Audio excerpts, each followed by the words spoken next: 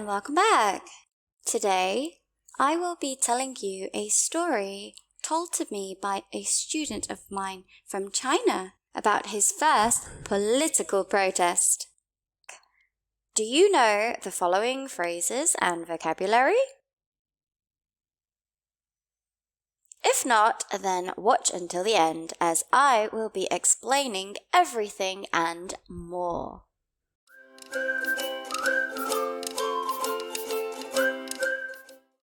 I grew up in a little town in China where around 50,000 people lived. I was a high school student with a curious heart. Those days the air buzzed with news about student-led protests in Tiananmen Square, calling for political change. My teacher, filled with passion, made it a daily ritual to share the updates with us every morning. One surprising day, our routine was disrupted by a spontaneous school trip. Excitement filled the air as we left the school grounds, only to be handed megaphones and banners that boldly declared, "Democracy now," and "We want freedom of speech." My teacher led the way, chanting slogans that we eagerly echoed. We marched through the streets of our town, screaming and yelling about democracy, not truly understanding what it meant. Our teacher led us to the town plaza, where we continued our fervent cries throughout the day. Despite feeling important and connected to the protests in Beijing, the reality hit us. In our small town, our voices seemed to fade into the background. No one paused to listen. Our shouts went unnoticed. As the sun set, we returned home exhausted, but with memories of a day filled with laughter and camaraderie. Time passed, and I later learned that our passionate teacher had been arrested and thrown into jail. It seemed that his commitment to political protest had finally caught up with him. The memories of that day lingered in my mind, a bittersweet reminder of our small-town attempt to make a difference.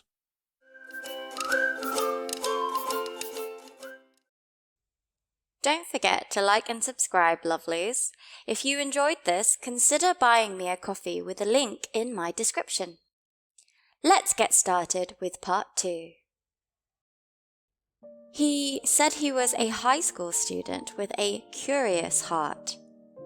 This means he was eager to learn, inquisitive. We can use heart to describe a person's character. A kind, soft, and tender heart is a sympathetic person, whereas someone with a cold or a hard heart is not very kind. For example, he seems tough on the outside, but he really has a tender heart. He seems tough on the outside, but he really has a tender heart.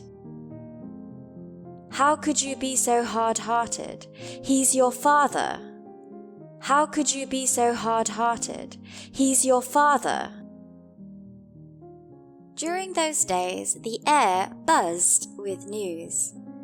When the air is buzzing, this means to talk or gossip with an air of excitement or urgency.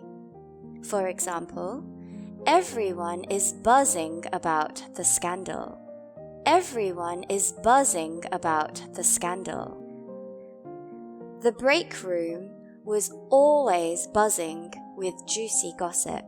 The break room was always buzzing with juicy gossip. The protests in Tiananmen Square were student-led. This is a compound adjective or a hyphen adjective, which means a protest led by students. Compound adjectives are used just like adjectives to modify a noun. Other examples of compound adjectives are fat-free, top of the line, 700-hour, Spanish speaking, middle-aged, and eye-opening. Here are some examples. Our office is in a 20-story building. Our office is in a 20-story building. I work an 8-hour day. I work an 8-hour day. The protests were calling for political change. If you call for something, you demand that it should happen. For example, They angrily called for the CEO's resignation. They angrily called for the CEO's resignation. They called for an investigation into how the investments were being made. They called for an investigation into how the investments were being made. Their routine was disrupted. Disrupted means interrupted or disturbed by an event. For example, the barking dogs disrupted my sleep.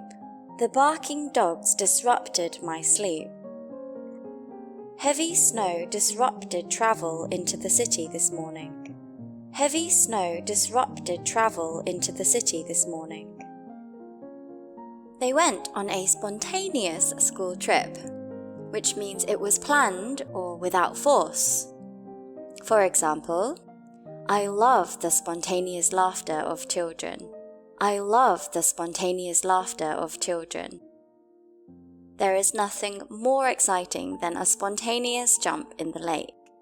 There is nothing more exciting than a spontaneous jump in the lake. Excitement filled the air as they left. To fill the air is used to describe an atmosphere or a feeling. For example, they filled the air with song. They filled the air with song. Fear filled the air. Fear filled the air. They were so excited only to be handed some megaphones and banners.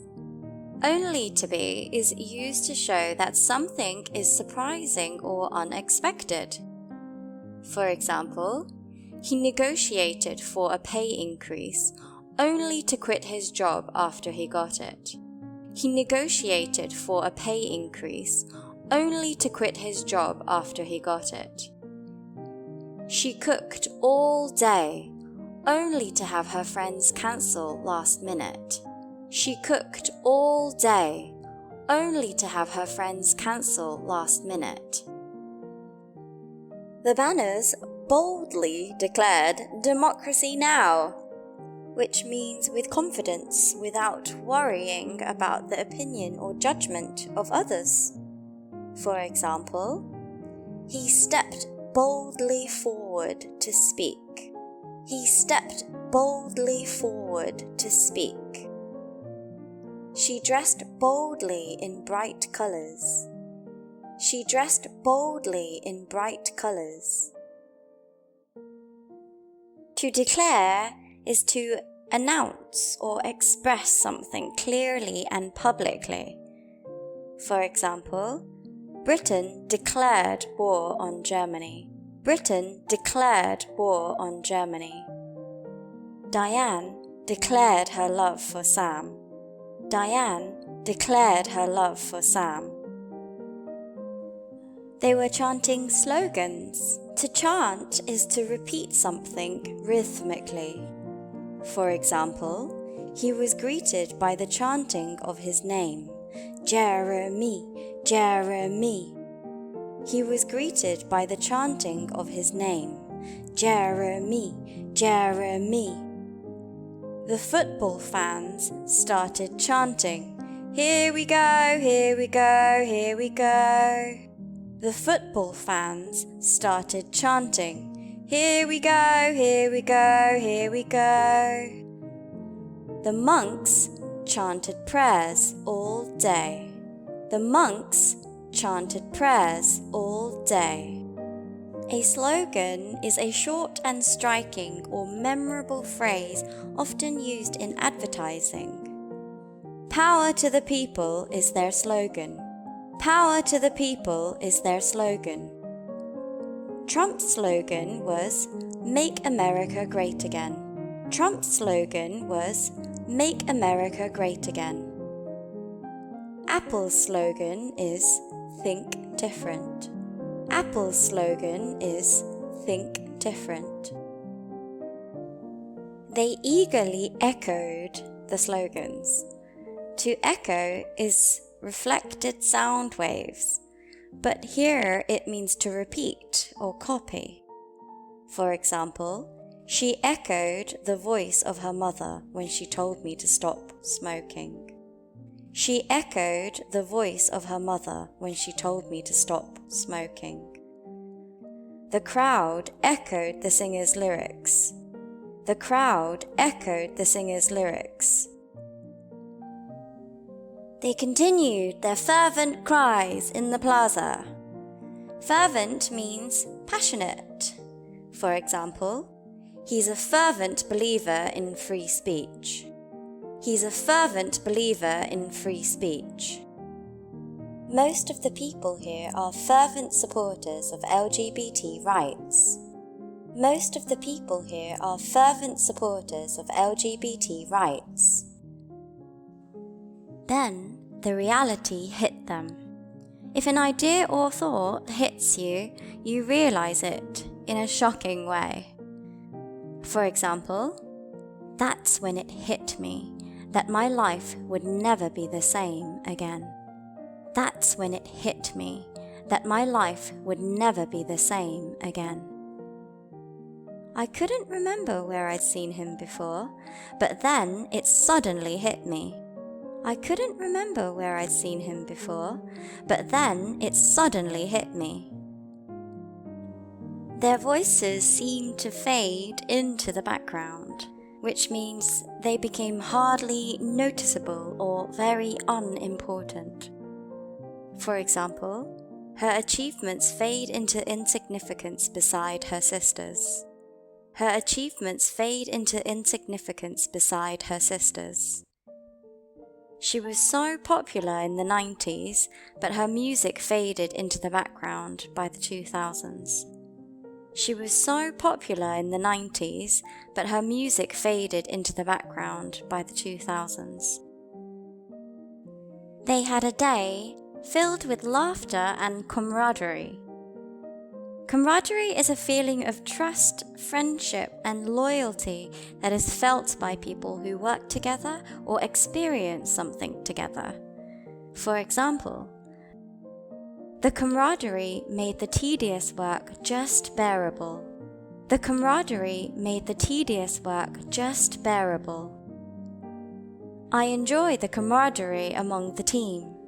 I enjoy the camaraderie among the team. Eventually, the commitment to political protests caught up with his teacher. In this sense, caught up means to begin to have a negative effect on someone. For example, as expected, excessive drinking caught up with him. As expected, excessive drinking caught up with him. The law caught up with him yesterday. The law caught up with him yesterday. Memories of the day lingered in his mind. To linger means to stay for a long time, longer than necessary. For example, the Civil War lingered on well into the 1930s. The Civil War lingered on well into the 1930s. The smell from the fire still lingered days later. The smell from the fire still lingered days later. They were bittersweet memories. This means they contained both a mix of sadness and happiness. For example, the song was bittersweet. The song was bittersweet. She wrote about her bittersweet first love. She wrote about her bittersweet first love. If you want to keep learning, click on the video that pops up here. Thanks for watching. See you next time.